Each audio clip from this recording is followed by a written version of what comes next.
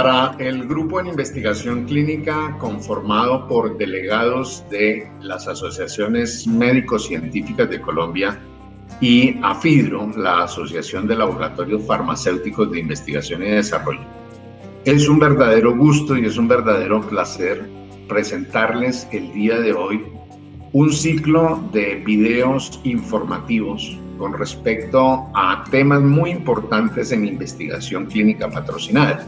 El ánimo de estos videos es darles a ustedes una visión general de estos temas que son trascendentales en los procesos de investigación clínica. Y para este fin hemos invitado a profesionales que tienen tanto el conocimiento como la experiencia en la práctica para desarrollar estos temas y que haya una suficiente ilustración alrededor de los mismos.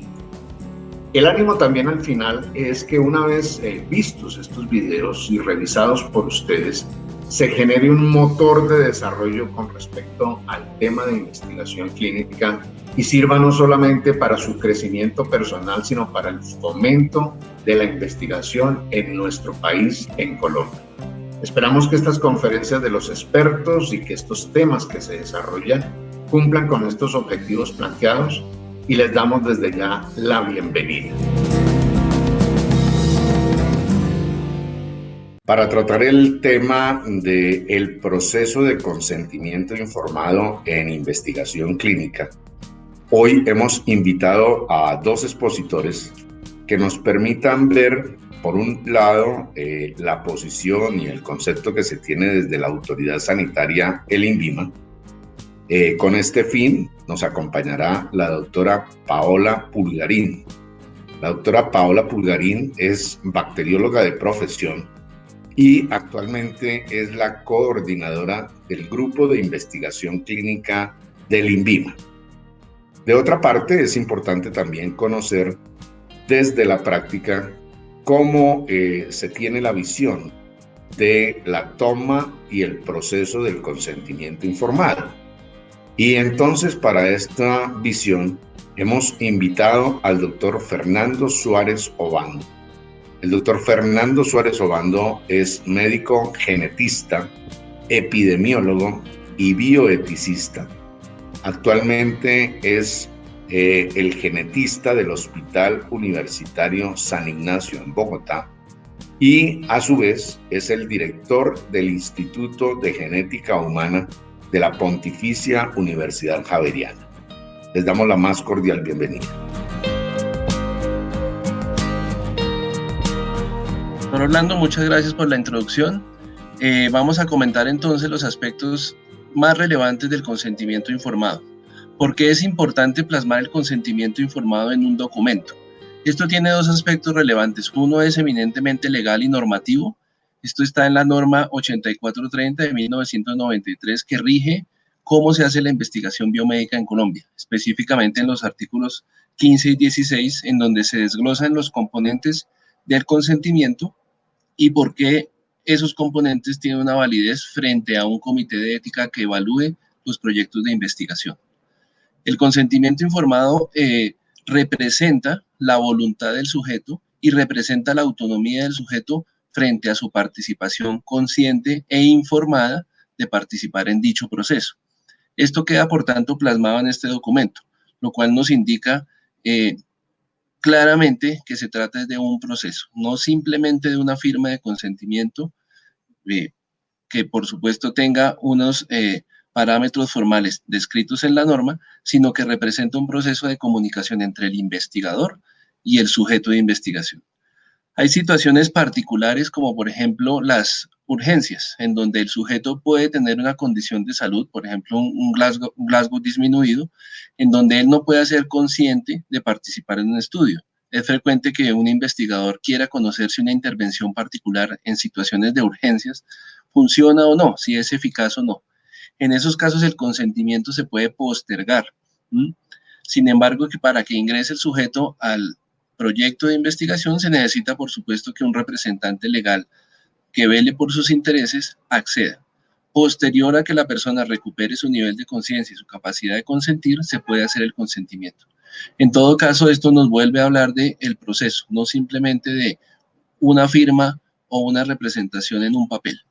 El consentimiento informado, por tanto, tiene una importancia mayor que la que representa la norma o que la que representa el formulario. El consentimiento informado, entonces, como proceso, no solo inicia con la adecuada comunicación entre el investigador y el sujeto, sino que transcurre a lo largo de la investigación, porque el sujeto puede manifestar alguna duda sobre la intervención y decidir retirarse del mismo proceso. Una vez esto sucede, hace parte del proceso de consentimiento informado. Otra situación que demuestra que es un proceso es que los protocolos cambian a lo largo del tiempo, sufren enmiendas, y esas enmiendas pueden significar que se le deba informar al sujeto de investigación una nueva particularidad. En esos casos se hace un reconsentimiento, es decir, se le vuelve a explicar al sujeto qué es lo que está pasando y nuevamente la persona toma o no una decisión al respecto.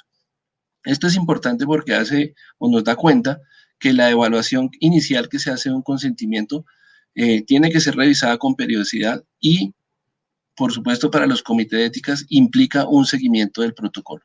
¿Quién representa este proceso? El investigador principal. Importante para el sujeto, entonces, que la información y el consentimiento para el acceso a los protocolos de investigación no significa un solo momento, sino que se da a lo largo del desarrollo de la investigación. Tal y como lo vimos anteriormente, el proceso de consentimiento informado es un proceso voluntario y debe ser realizado por aquellos participantes que deseen ingresar en un estudio clínico. Este proceso de consentimiento informado se debe llevar a cabo por personal calificado como investigadores principales o subinvestigadores, quienes deberán tener su firma o incluir su firma al final del consentimiento informado, al igual que dos testigos imparciales que den fe de que la persona que va a ingresar al estudio clínico lo está haciendo de manera voluntaria y sin presión alguna, al igual que debe tener la firma del sujeto participante.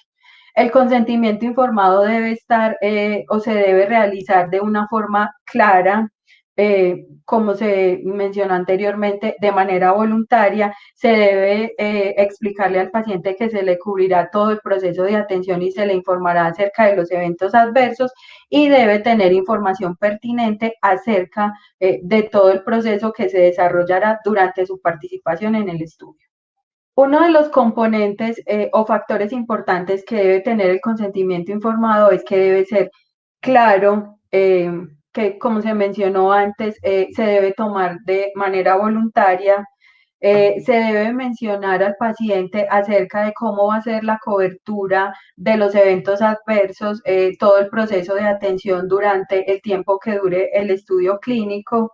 Debe tener información clara, pertinente, que se ajuste al vocabulario de los sujetos para que todo lo que se les explique les quede de cierta manera muy claro y sea comprensible, cambiar un poco el lenguaje técnico científico y traducirlo a un lenguaje más común y muchísimo más claro para ellos. Es importante tener en cuenta que el consentimiento informado debe estar previamente aprobado por un comité de ética para poder aplicarlo después a los sujetos participantes. Este documento debe ser revisado y debe ser proporcionado a los sujetos a través de un médico encargado del estudio, bien sea investigador o subinvestigador, como lo mencionamos. Se debe hacer en un sitio tranquilo, en donde el sujeto tenga todo el espacio para poder leer de manera clara, sin interrupciones, en donde tenga acceso a personal participante del estudio que le pueda aclarar todas las dudas o inquietudes que vayan surgiendo en el proceso de lectura para, después de haber hecho todas las preguntas pertinentes, proceder con la firma. El contenido que se espera que tengan los consentimientos informados está relacionado con los objetivos del estudio, los procedimientos que se van a realizar a lo largo de este. Se le debe informar al paciente cuáles son los eventos adversos que esperamos ocurran durante el desarrollo o, teniendo en cuenta estudios previos, cuáles son los eventos que ya se pudieron identificar. También algunas molestias, hay ciertos procedimientos en los estudios que pueden generar molestias a los pacientes y debemos ser claros desde el principio, indicándoles cuáles pueden ser estas posibles situaciones asociadas a los procedimientos. También se les debe explicar que en cualquier momento ellos pueden retirar su consentimiento si decidieron durante el estudio no participar más o no ven un resultado que les favorezca o por cualquier otro motivo deciden no participar, se les debe explicar desde el principio que tienen la plena libertad de poder retirar el consentimiento y no participar más en el estudio. Se les debe informar también que todos los datos y toda la información que se recolecte va a ser anónima, que ni su nombre ni los datos de su historia clínica van a ser públicos o para conocimiento público, sino que lo que se va a hacer es una codificación y usar solamente los datos para manejar información que pueda ayudar para futuras investigaciones. Se le debe indicar que hay una póliza que cubre todos los eventos y todos los procesos asociados a intervenciones adicionales que surjan dentro del ensayo clínico y que estén relacionados con la medicación del estudio. También se le debe informar que gastos como transporte, alimentación, exámenes médicos que estén asociados o dentro del estudio van a ser cubiertos por el patrocinador. Para el caso de los consentimientos informados para estudios genéticos o subestudios, se requiere que haya un consentimiento informado aparte del consentimiento principal, en donde se le informe a los pacientes que se le tomarán unas muestras adicionales con el fin de obtener información acerca de la patología en estudio. Es muy importante que en todo el consentimiento informado sea claro para el sujeto participante que este tipo de subestudios se limitan únicamente a la patología en estudio y al medicamento en estudio. Hemos estado haciendo énfasis a lo largo de todo este tiempo para que estos consentimientos se hagan de esta manera y sea claro para los pacientes que es un estudio adicional, pero que de igual forma está limitado a la patología en estudio y al medicamento en estudio. Finalmente, todos los participantes en los ensayos clínicos y en investigaciones clínicas tienen unos derechos que deben ser respetados por el personal que se encarga de llevar a cabo los estudios.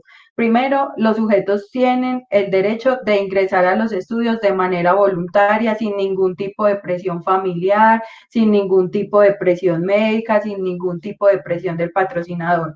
Tienen el derecho a negarse a participar en los estudios si no están de acuerdo, si les da susto, si encuentran información en el consentimiento informado o en todo el proceso que no les es clara o les genera dudas, tienen todo el derecho a retirar su consentimiento. Tienen derecho a que cada vez que haya nuevos hallazgos, cuando ya estén participando en los estudios, se les informe. Si yo estoy participando en un estudio y di mi consentimiento y se generó nueva información de seguridad, se generaron cambios en el estudio, tengo derecho a que el personal médico y el patrocinador genere una nueva versión de consentimiento en donde me informen esos cambios o que a través de las consultas y las visitas yo sea enterado de todos esos cambios que inicialmente no se contemplaron cuando ingresé al estudio. Tengo derecho a tener suficiente tiempo para leer el consentimiento, para preguntar si tengo dudas, para hablar con mi familia si requiero un concepto adicional o un apoyo por parte de ellos. No me pueden limitar el tiempo de lectura ni limitarme el tiempo de la firma, sino que el paciente puede perfectamente tomarse el tiempo que requiera o que considere necesario para leer, entender y poder aceptar su participación.